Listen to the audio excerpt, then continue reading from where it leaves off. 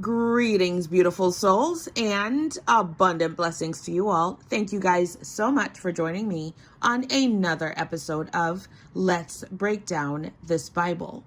And last time we got through Genesis chapter 18. Today, we're going to go ahead and get through Genesis chapter 19. And it's entitled Sodom and Gomorrah. The two angels arrived at Sodom in the evening, and Lot was sitting in the gateway of the city. When he saw them, he got up to meet them and bowed down with his face to the ground. "My lords," he said, "please turn aside to your servant's house. You can wash your feet and spend the night and then go on your way early in the morning." "No," they answered. "We will spend the night in the square." But he insisted so strongly that they did go with him and entered his house. He prepared a meal for them, baking bread without yeast, and they ate. Before they had gone to bed, all the men from every part of the city of Sodom, both young and old, surrounded the house. They called to Lot, "Where are the men who came to you tonight? Bring them out to us so that we can have sex with them." Lot went outside to meet them and shut the door behind him and said, "No, my friends, don't do this wicked thing. Look, I have 2 daughters who have never slept with a man. Let me bring them out to you, and you can do what you like with them. But don't do anything to these men, for they have come under the protection of my roof." "Get out our way," they replied. And they said, "This fellow came here as an alien. Now he wants to play the judge. We'll treat you worse than them." They kept bringing pressure on Lot and moved forward to break down the door. But the men inside reached out and pulled Lot back into the house and shut the door. Then they struck the men who were at the door of the house, with young and old, with blindness, so that they could not find the door.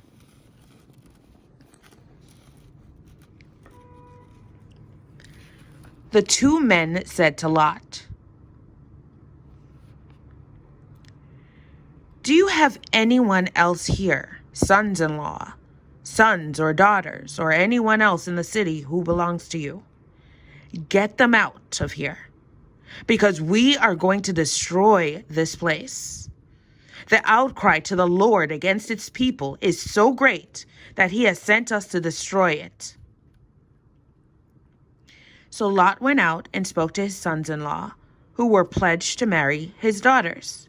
He said, "Hurry and get out of this place, because the Lord is about to destroy the city." But his sons-in-law thought he was joking. With the coming of dawn, the angels urged Lot, saying, "Hurry, take your wife and your 2 daughters who are here, or you will be swept away when the city is punished."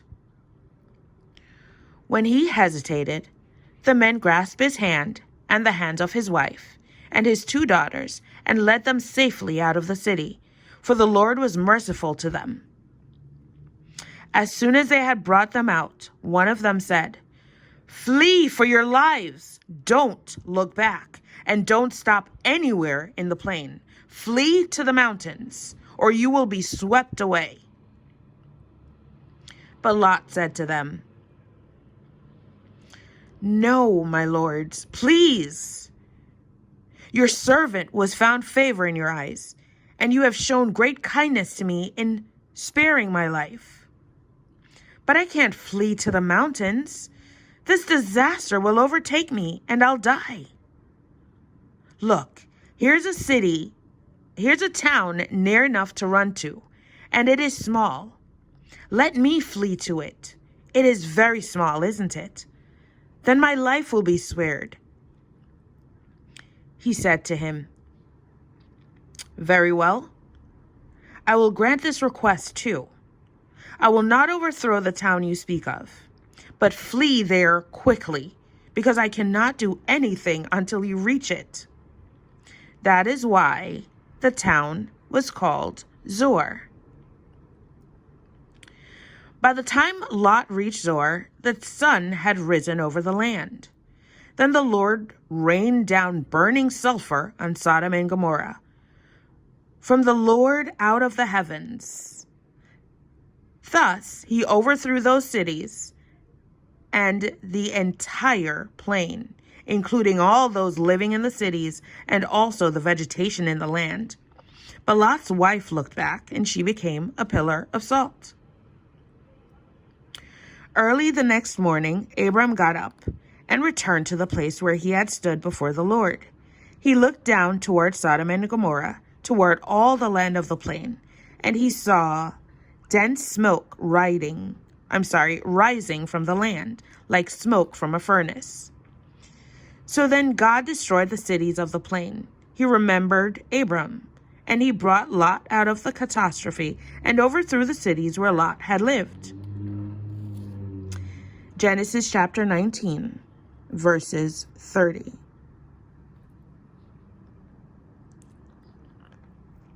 Lot and his daughters. Lot and his 2 daughters left Zoar and settled in the mountains, for he was afraid to stay in Zoar. He and his 2 daughters lived in a cave. One day, the older daughter said to the younger, "Our father is old, and there's no man around here to lie with us, as is the custom all over earth. Let's get our father to drink wine and then lie with him and preserve our family line through our father."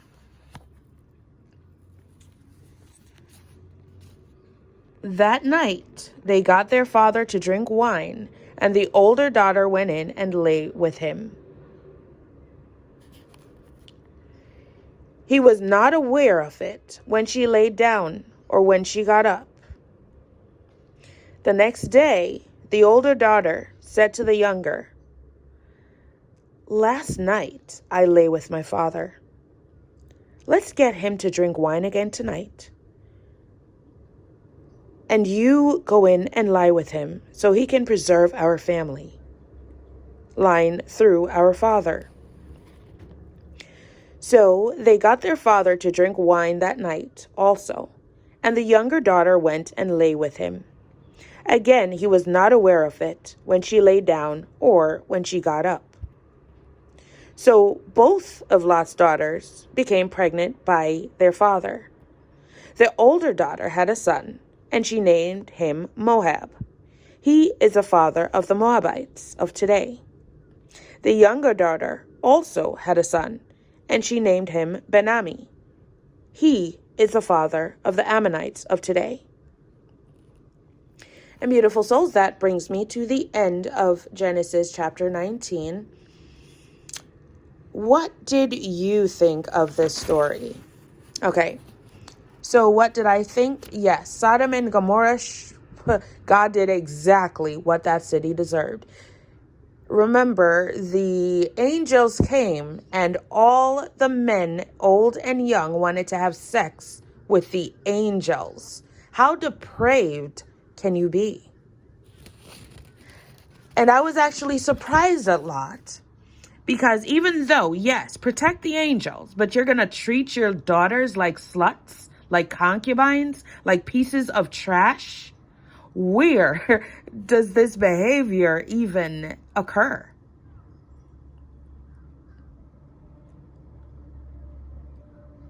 And these men, I'm not even going to speak about them because they do not deserve my energy. But if you guys, have anything you want to comment about that, please go ahead and comment.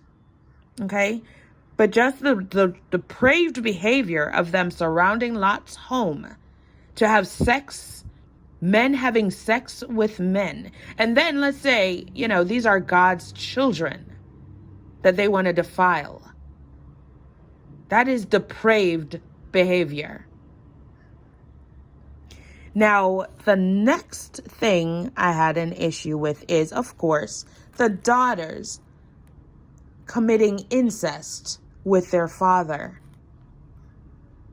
I mean, how do you even bring yourself to do that?